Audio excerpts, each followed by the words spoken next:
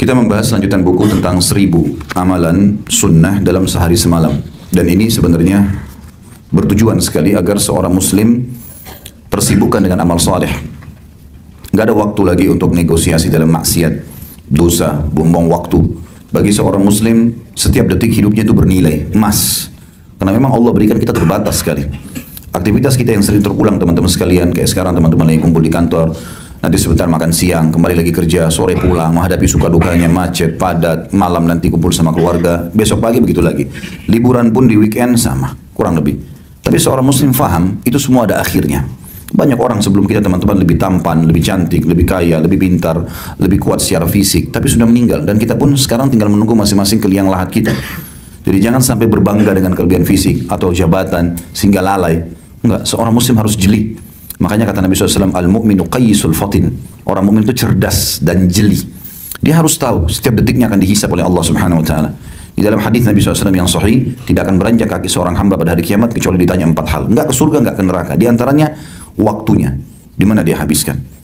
Dan diikutkan lagi setelahnya masa mudanya, di mana dia habiskan. Ternyata waktu sama masa muda ini sama-sama, gitu kan. Tetapi waktu bicara masalah global dari masih kecil sampai dia meninggal. Kalau masa muda lebih difokuskan lagi, energi lagi memuncak, ide-ide lagi brilian.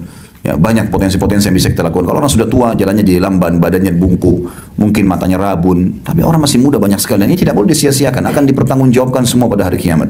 Dalam Al-Quran Allah SWT berfirman, "A'udzubillahi minasyaitonirrajim. Am hasibtum annama khalaqnakum abathan wa annakum ilaina la turja'un." Apakah kalian mengira kami menciptakan kalian sia-sia dan tidak akan kembali kepada kami? Enggak ada hisab, enggak ada pertanyaan, enggak. Allah SWT berikan kepada kita potensi-potensi ini untuk mengejar apa yang dijanjikan di akhirat. Ingat teman-teman sekalian, kita ini adalah anak-anak akhirat, bukan anak-anak dunia. Dunia ini tempat mampir. Jangan tinggal di sini. Gitu. Nabi Adam AS diciptakan dan seluruh keturunannya untuk jadi penghuni surga. Makanya awal setelah diciptakan Nabi Adam ditaruh di surga dulu, di tempatmu nanti sama anak cucumu ya. Jadi itu seperti itu, lalu diturunkan di muka bumi sebagai petugas saja, tugas menjadi pemimpin untuk seluruh makhluk di muka bumi ini, khalifah. Lalu akan kembali lagi ke sana. Orang yang cerdas dia kembali ke tempatnya. Makanya Ali bin Abi Thalib berkata radhiyallahu anhu, dunia punya anak-anak dan akhirat punya anak-anak. Tapi jadikan diri kalian sebagai anak-anak akhirat. Dunia boleh dinikmati, bukan tidak boleh. Orang mukmin ahli surga itu menikmati dunia loh. Menikmati luar biasa karena kita bisa makan, kita bisa minum, kita bisa bekerja, kita bisa menikah, kita bisa punya keturunan, boleh pakai kendaraan yang bagus, boleh punya rumah yang mewah. Silakan kejar prestasi dunia. Nggak ada dilarang. Yang penting satu syaratnya, halal. Itu saja kok yang Allah izinkan.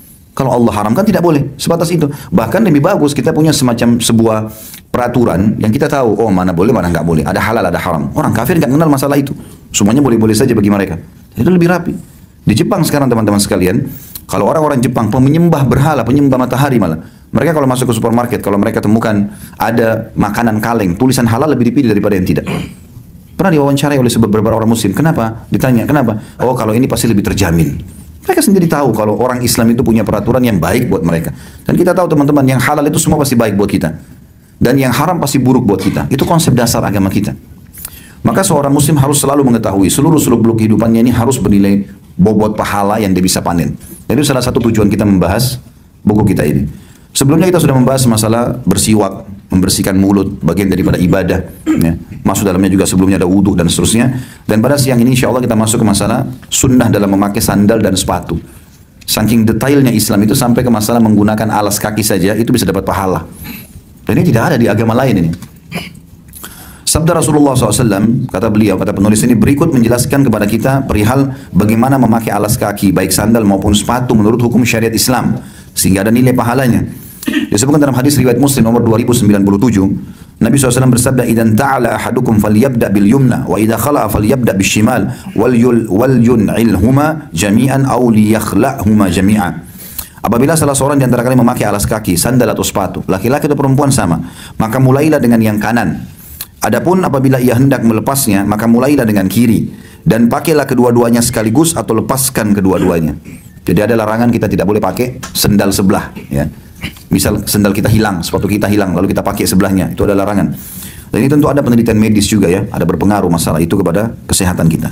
Yang jelas yang kita titik beratkan ternyata menggunakan sandal dan sepatu dimulai dengan kaki kanan, ya, kemudian dilepas dengan kiri terlebih dahulu sehingga kanan yang terakhir, maka ini ada pahalanya. Kita masuk musholla atau tempat seperti ini ada pahalanya. Buka sepatu tadi, pakai sepatu sebentar gitu kan. Di rumah mungkin ibu-ibu akhwat kita pakai sendal di rumah yang dipakai biasa mungkin dalam rumah, itu sudah bisa jadi pahala. Kata beliau, sunnah-sunnah tersebut diamalkan seorang muslim berkali-kali dalam sehari semalam. Misalnya, ia memakai alas kakinya sebelum masuk atau setelah keluar dari masjid, ketika masuk dan keluar kamar mandi, ketika pergi ke tempat kerja di luar rumah, sehingga dapat dikatakan bahwa memakai alas kaki adalah rutinitas yang terjadi berkali-kali dalam keseharian seorang muslim, seperti halnya manusia lainnya. Dengan demikian, apabila memakai dan melepaskan alas kaki ini bisa diamalkan dengan niat untuk mengikuti sunnah Nabi SAW, tentu saja seorang muslim akan mendapatkan pahala yang sangat banyak. Dan dengan mempraktikkan ini, seluruh aktivitas keseharian seorang hamba akan selalu berdasarkan bimbingan sunnah. Selanjutnya adalah sunnah berpakaian. Salah satu aktivitas yang rutin dilakukan banyak orang dalam keseharian adalah melepas dan memakai pakaian, baik untuk dicuci, dipakai tidur ataupun yang lainnya. Ini ada sunnah-sunnahnya. Baik itu kita pakai baju baru atau pakai baju yang sudah lama. Yang pertama adalah disunnahkan oleh Nabi SAW membaca basmalah. Basmalah diucapkan baik ketika melepas maupun memakai pakaian. Imam Nawawi rahimahullah berkata, mengucapkan bismillah adalah sangat dianjurkan dalam seluruh perbuatan. Karena ada hadis Bukhari berbunyi, kullu amrin la yubda bismillah fahuwa aqta. Semua perkara yang tidak dimulai dengan bismillah maka dia aqta, terputus dari rahmat. Ya. Ada makna yang lain kata para ulama, aqta ini artinya jauh dari rahmat Allah, yang berarti akan dekat dengan syaitan. Ya. Maka dengan baca bismillah saja, mau makan, mau beraktivitas apa saja, maka itu sudah cukup jadi ibadah. Yang kedua, berdoa ketika memakai pakaian. Dalam sebuah hadis disebutkan apabila Rasulullah SAW hendak memakai pakaian, baik gamis, jubah ataupun sorban, beliau selalu berdoa, Allahumma inni as'aluka min khairihi wa khairi ma suni'alah, wa a'udzubika min syarrihi wa syarri ma suni'alah. Hadis ini tentu diriwayatkan Abu Daud nomor 4020. Dan Tirmidzi nomor 1768, yang artinya, ya Allah, aku memohon kepadamu untuk memperoleh kebaikan pakaian ini dan kebaikan dari tujuan pakaian ini dibuat. Dan aku berlindung kepadamu dari keburukannya dan keburukan tujuan pakaian ini dibuat. Ya, sebagian riwayat menjelaskan ini dibaca kalau menggunakan baju baru. Ya, menggunakan baju baru.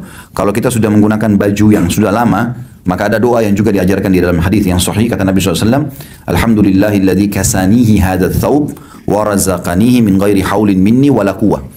Segala puji bagi Allah yang telah mengenakan aku pakaian ini tanpa daya dan ada kekuatan dari aku. Ya, sebagai rezeki darinya tanpa ada daya dan kekuatan dari aku.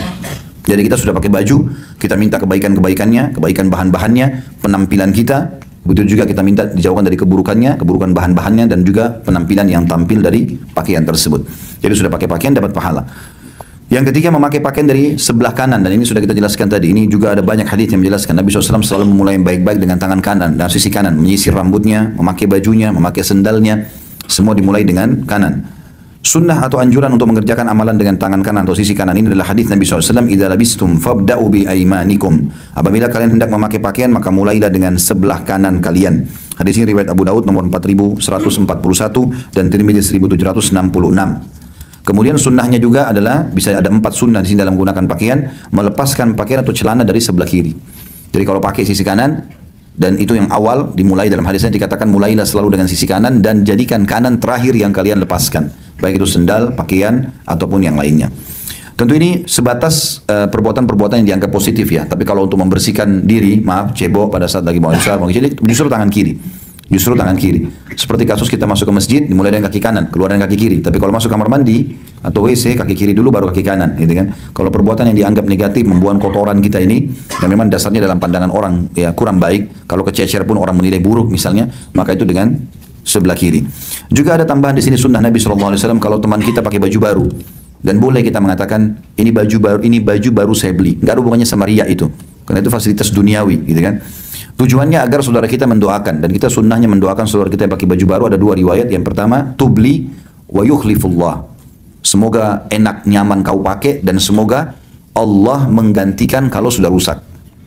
Jadi 2 potong kalimat, tubli wa yukhlifullah. Ada riwayat yang mengatakan kita doakan saudara kita muslim. Ini bisa suami istri saling mendoakan, orang tua dengan anak, ya, teman sama teman. Di antara riwayat yang menyebutkan adalah ilbis jadidan. 3 potongan doa. Semoga kau selalu pakai baju baru.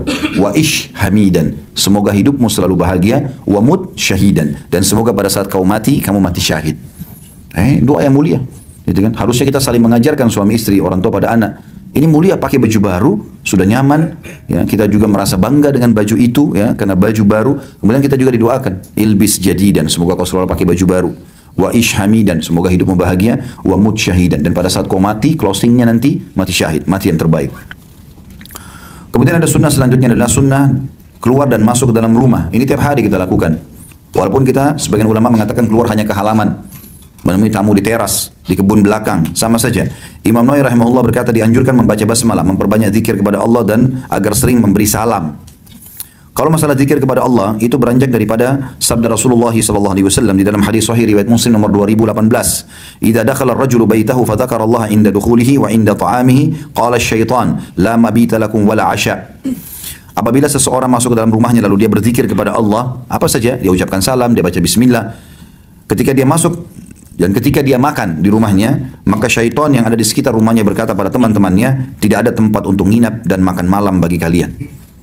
Ada riwayat yang menjelaskan mengucapkan salam. Siapa yang mengucapkan salam pada saat masuk ke rumahnya? Ada orang, gak ada orang. Teman-teman mungkin ada yang belum menikah misalnya, kemudian dia tinggal di kontrakan sendiri, di kos-kosan sendiri. Dia buka, ucapin salam. Dalam surah An-Nur, Allah SWT jelaskan masalah itu.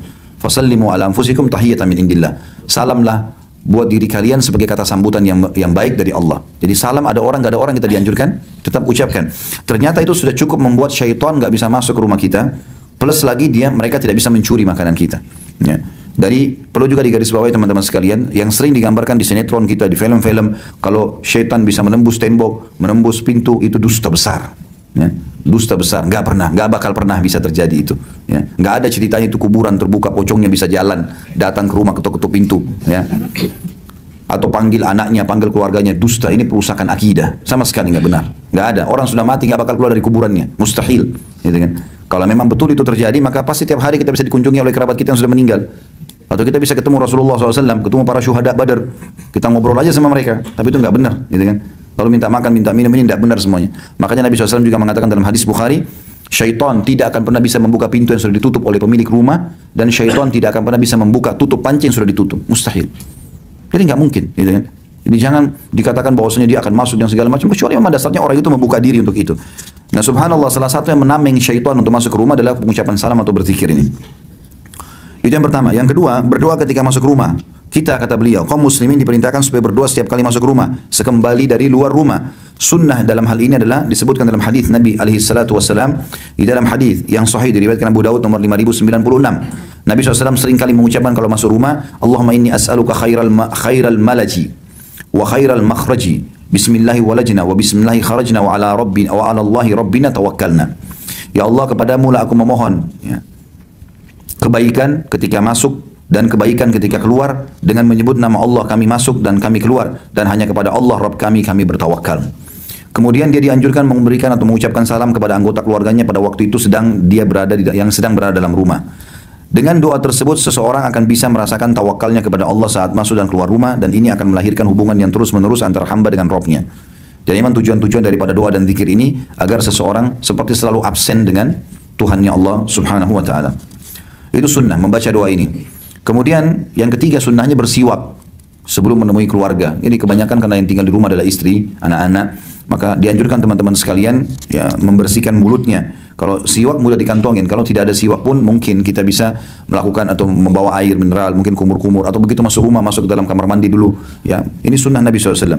Anjuran supaya umat Islam melakukan amal ini berdasarkan sabda Nabi SAW dalam hadis riwayat Muslim nomor 253. Karena Nabi SAW idza dakhala baitahu bada'a bis-siwak.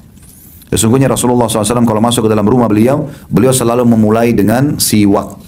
Ya, jadi kalau masuk ke dalam rumah, kalau kita tidak punya siwak pun, saya bilang tadi masuk kamar mandi. Saya selalu praktikin. Kalau masuk ke rumah, istri saya pun mau ngobrol sebentar atau anak-anak mau main, maka saya pamit. Sebentar dulu saya akan masuk kamar mandi. Walaupun alhamdulillah kita sudah berusaha menjaga bau badan, menjaga segala macam, tapi adabnya baik. Apalagi kalau kita bisa mandi segar, kemudian kita berkumpul sama keluarga, mereka pun nyaman dengan bau wangi yang ada, dengan bau mulut yang wangi. Itu adalah sunnah Nabi SAW. Yang keempat mengucapkan salam. Kalau tadi yang pertama adalah berzikir, tapi saya sudah singgung masalah salam. Dalilnya surah An-Nur surah nomor 24 ayat 61. Surah nomor 24 ayat 61. Allah berfirman, "A'udzubillahi minasyaitonir rajim, fa idza dakhaltum buyutan fasallimu ala anfusikum tahiyatan min indillahi mubarakatan thayyibah." Apabila kalian memasuki rumah-rumah, hendaklah kalian memberi salam kepada penghuninya, yang berarti memberi salam kepada, dan juga berikanlah salam kepada diri kalian sendiri dengan salam yang penuh dengan berkah dan baik dari sisi Allah. Karena salam kan artinya assalamualaikum, keselamatan buat kalian, warahmatullah, dan tentu keselamatan ini dunia akhirat. Dan warahmatullah artinya semoga rahmat Allah, karunia terbesarnya datang kepada kalian, wabarakatuh, dan semoga selalu tercukupi dengan berkah. Jika sebelum masuk ke rumahnya, kata beliau, setiap kali selesai mengerjakan sholat fardu di masjid, seorang muslim mengamalkan sunnah-sunnah tersebut, maka dalam sehari semalam jumlah keseluruhan sunnah tersebut tidak kurang dari 20 sunnah. Ya. andai saja dia bolak-balik ini, ucapin salam, baca doa pada saat masuk, pada saat keluar, pakai sendal, bersiwak. Ini semua berarti bisa lebih dari 20 sunnah Nabi SAW yang diamalkan. Sedangkan ketika hendak keluar rumah, disunnahkan membaca doa Bismillah tawakkaltu ala Allahi wala hawla wala quwata illa billah, dengan menyebut nama Allah, aku bertawakal kepada Allah. Nah, tawakal artinya berpasrah kepada Allah, dan tidak ada daya juga kekuatan melainkan dengan pertolongan Allah. Apabila seorang muslim membaca doa tersebut, maka akan dikatakan kepadanya oleh para malaikat, engkau telah dicukupi, engkau akan dipelihara, dan akan diberi petunjuk. Kemudian syaitan pun menjauh darinya. Hadis sahih riwayat Abu Daud nomor 5095 dan Tirmidzi 3426. Apabila dicermati, maka seorang muslim itu dalam kesehariannya berkali-kali keluar dari rumahnya, seperti keluar untuk sholat di masjid, atau keluar untuk bekerja dan memenuhi kebutuhan rumah tangga serta anggota keluarganya. Maka itu hendaklah seorang muslim mengamalkan sunnah-sunnah yang diuraikan di sini setiap kali hendak keluar rumah, agar ia akan mendapatkan kebaikan dan pahala yang besar. Di sini sebagai penutup dalam poin ini, faedah mengikuti sunnah keluar rumah. Beberapa faedah yang dapat dipetik dari upaya hamba dalam mengikuti sunnah Nabi SAW yang berkaitan dengan keluar rumah adalah, yang pertama, semua urusan dunia akhirat hamba tersebut akan dicukupi oleh Allah. Karena kalau keluar rumah baca Bismillah tawakkaltu ala Allah, dipenuhi semua hajatnya. Yang kedua, mendapatkan perlindungan dari setiap kejahatan dan setiap yang dibenci, baik yang datang atau berasal dari jin maupun manusia. Dan yang ketiga, seorang hamba akan mendapatkan hidayah Allah atau petunjuk, dan hidayah atau petunjuk ilahi ini sendiri adalah lawan dari kesesatan. Ya, semoga Allah SWT menyelamatkan kita dari semua keburukan. Ini termasuk yang disampaikan oleh penulis di sini. Jadi ini termasuk sunnah Nabi SAW. Juga sunnah Nabi SAW yang selanjutnya adalah pergi ke masjid. Ya. Ini juga tentu saya ingin tambahkan teman-teman berhubungan dengan masalah rumah ini, baik itu kontrak, baik itu kos, ataupun sudah punya rumah sendiri, usahakan jangan pernah ada hal-hal yang bisa membuat malaikat tidak masuk, atau bahkan doa kita tidak mustajab. Ya, seperti adanya patung di rumah, adanya lukisan. Lukisan ini fokus kepada manusia, hewan, ataupun ada orang yang menggambarkan jin, syaitan, atau malaikat yang digambarkan laki-laki bersayap misalnya. Ini semua dilarang. Jadi masuk dalam larangan Nabi SAW yang berbunyi dalam hadis Bukhari, rumah yang di dalamnya ada patung, ada anjing tidak akan dimasuki oleh malaikat. Maka ini harus dijaga supaya salam kita bermanfaat, doa-doa kita dalam rumah juga bermanfaat. Maka tentu saja kita harus hindari ini. Nabi SAW pernah mau masuk rumah, lalu beliau temukan ada anjing depan rumah. Lalu beliau berdiri sebentar sambil anjing tersebut diusir. Pada saat sudah pergi, Nabi SAW masuk. Aisyah tanya radhiyallahu anha, ya Rasulullah, kenapa tadi anda tertahan tidak langsung masuk? Kata Nabi SAW, tadi bersama aku Jibril, dan Jibril tidak mau masuk ke dalam rumah karena ada anjing tersebut. Berapa banyak umat Islam yang tidak faham masalah ini. Maka kalau ada lukisan berhubungan dengan misal di meja makan, lukisan buah-buahan, nggak ada masalah.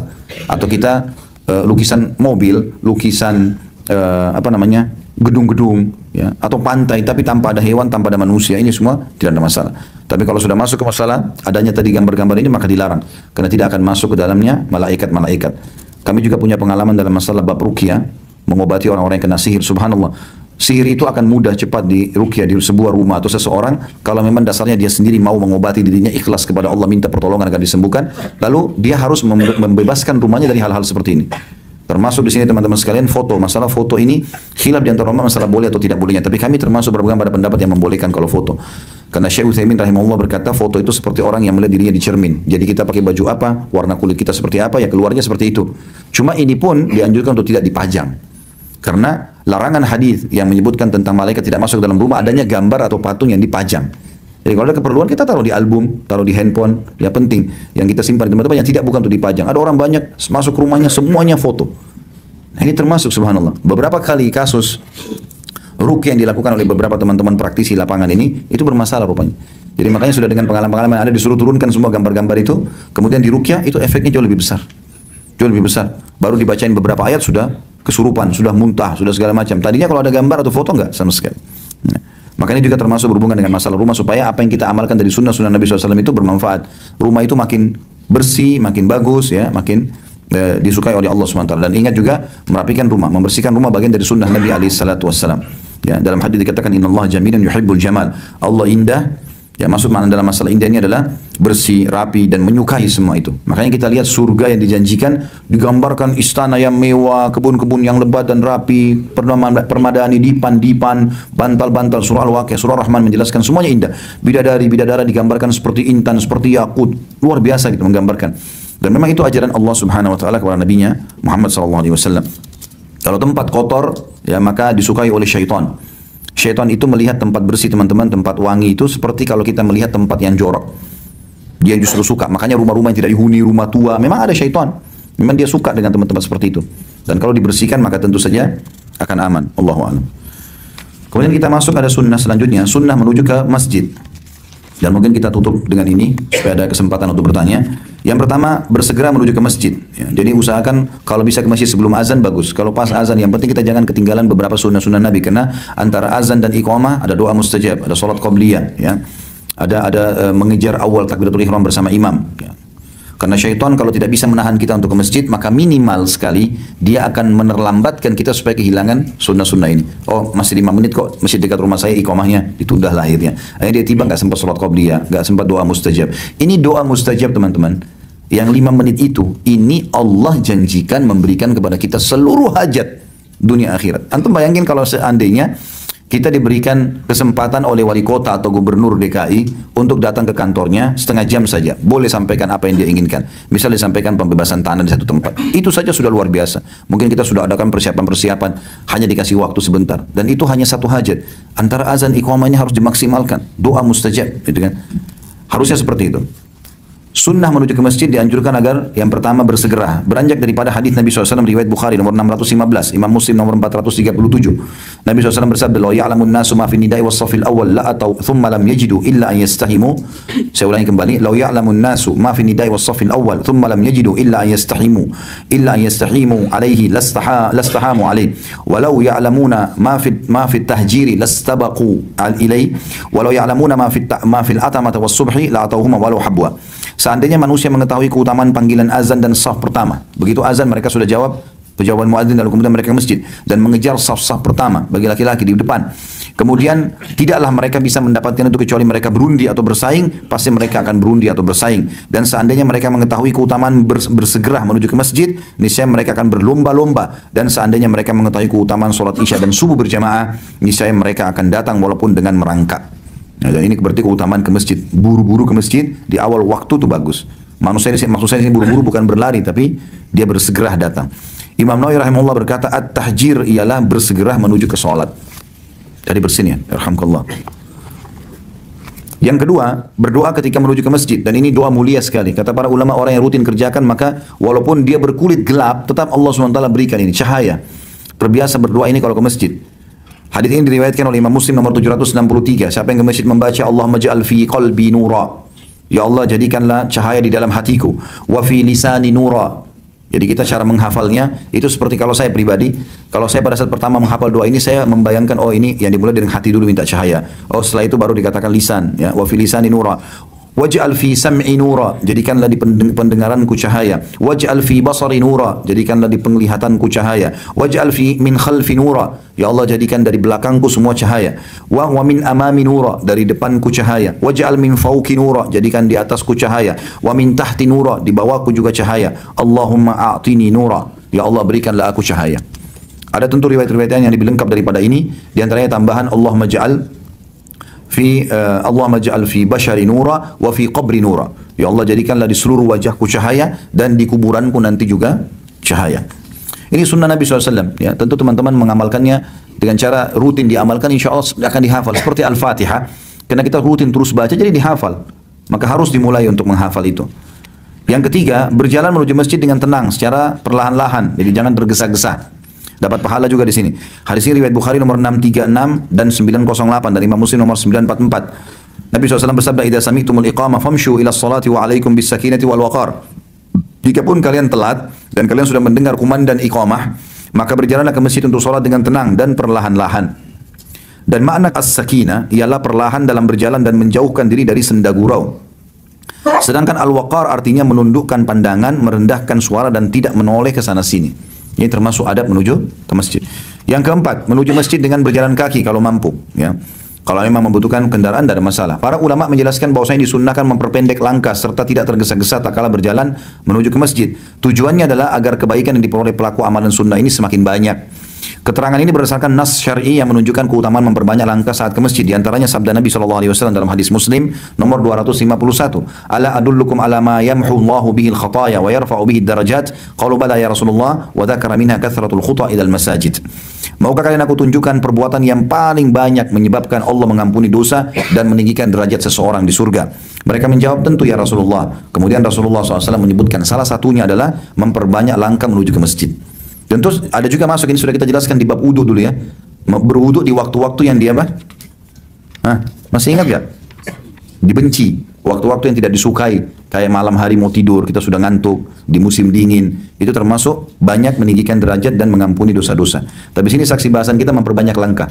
Abdullah bin Umar radhiyallahu anhu, Abu Hurairah radhiyallahu anhu, dan beberapa sahabat itu kalau belum masuk, sebelum waktu-waktu sholat mereka sudah keluar masjid dan jalan pelan. Misalnya Masjid Nabawi menujunya lurus, mereka mutar dulu ke rumah-rumah kerabatnya, teman-temannya untuk memanggil sholat, untuk memperbanyak langkah-langkah kaki menuju ke masjid. Hanya dengan jalan peninggian derajat dan pembersihan dosa. Dalam hadis Bukhari yang lain dikatakan, setiap langkah ke masjid, satu langkahnya mengampuni dosa, satu langkahnya mengangkat derajat. Yang kelima, berdoa ketika masuk masjid.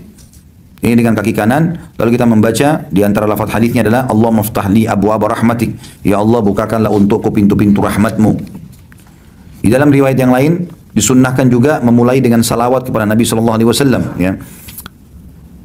Dikatakan dalam hadis yang diriwayatkan oleh An-Nasai, Ibnu Khuzaimah, Ibnu Hibban dan Ibnu Majah. Ini riwayat Ibnu Majah nomor 772 dengan sanad sahih. Rasulullah SAW bersabda, "Idza dakhala ahadukumul masjid falyusallim 'ala an-nabi sallallahu alaihi wasallam wal yaqul Allahumma aftah li abwaab rahmatik." Apabila di antara kalian ada yang masuk ke masjid, maka hendaklah ia bersalawat kepada Nabi sallallahu alaihi wasallam. Baca Allahumma shalli ala Muhammadin wa ala ali Muhammad. Kemudian ucapkanlah doa, ya Allah, bukalah pintu rahmatmu untukku. Dan rahmat artinya karunia. Yang keenam, mendahulukan kaki kanan saat masuk ke masjid. Ini sudah masyhur. Hadisnya adalah hadis yang sahih riwayat Hakim di jilid 1 halaman 475.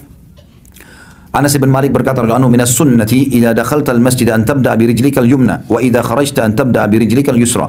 Termasuk sunnah adalah engkau masuk ke masjid, dahulukan kaki kananmu, sedangkan apabila engkau keluar dari masjid, dahulukan kiri kakimu.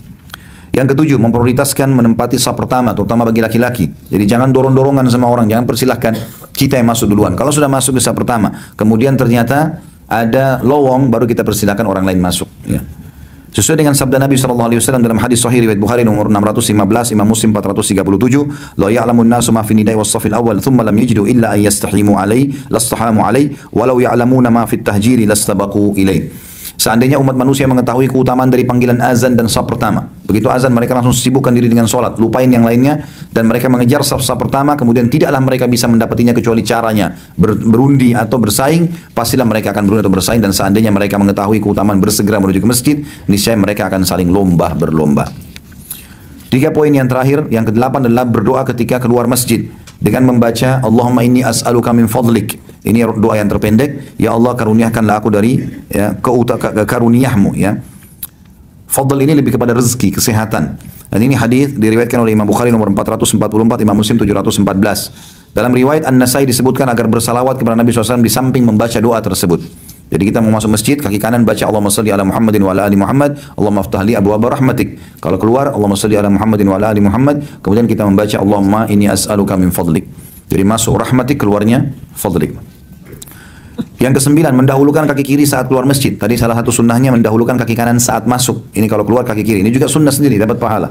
Hal ini berdasarkan perkataan sahabat Anas bin Malik yang lalu tentang keutamaan mendahulukan kaki kanan ketika masuk ke dalam masjid.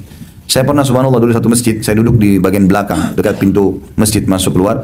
Saya melihat sangat sedikit orang Islam mengamalkan ini. Mereka masuk masjid keluar ya tidak dipedulikan, mau kaki kanan dulu, mau kaki kiri dulu.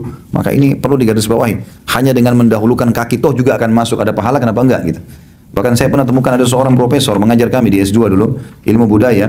Semoga Allah kasih hidayah. Alhamdulillah pada saat itu dia mengajar dan saya ada di kelas gitu. Kemudian dia mengatakan ada tradisi, waktu itu kami di Sulawesi Selatan, ada tradisi orang Bugis Makassar, kalau masuk kamar mandi itu kaki kiri keluar kaki kanan. Saya langsung angkat tangan, saya bilang maaf Pak Prof. Setahu saya itu bukan tradisi Bugis Makassar, itu adalah sunnah Nabi SAW. Kalau anda mau saya datangkan hadisnya, saya datangkan Sahih Bukhari, ya keesokan hari saya perlihatkan ini, silahkan lihat. Ini hadisnya. Jadi itu sunnah. Subhanallah profesor pun orang Muslim tidak tahu kalau itu adalah sunnah Nabi SAW. Dan ini banyak terjadi. Sayang sekali, hanya sekedar untuk masuk ke masjid dengan kaki dan keluar juga dengan kaki kanan keluar dengan kiri sudah dapat pahala, tidak dilakukan. Yang ke-10 yang terakhir adalah sholat tahiyat masjid. Ya, sebagai kata penghormatan, ini sebenarnya tahiyat adalah penghormatan terhadap masjid ya. Sabda Nabi SAW, "Idza dakhala ahadukumul masjid fala yajlis hatta yusalli rak'atain." Apabila salah seorang di antara kalian masuk ke masjid, maka janganlah ia duduk hingga dia salat 2 rakaat. Hadis ini riwayatkan Imam Bukhari. Oh, tadi itu poin nomor 8 itu hadisnya riwayat Muslim 713. Yang sekarang ini poin nomor 10 hadis riwayat Bukhari nomor 444 dan Muslim 714. Jadi tadi saya terbalik membaca footnote-nya. Tahiyat masjid maksudnya adalah orang kalau masuk ke masjid tidak ada kegiatan sholat yang lain. Jadi kalau seandainya kita masuk masjid, dasarnya kita mau sholat qobliyah misalnya, itu sudah dihitung juga tahiyat masjid. Intinya sholat. Kita masuk ke masjid pun, kita temukan sudah iqamah, lalu kita sholat wajib, ya sudah. Itu sudah sama saja dia sudah menghormati masjid dengan sholat. Jadi kalau kita mau datang masjid untuk majelis ilmu misalnya, di waktu duha, maka kita datang sholat tahiyat masjid sebagai sambutan buat masjid, itu boleh saja.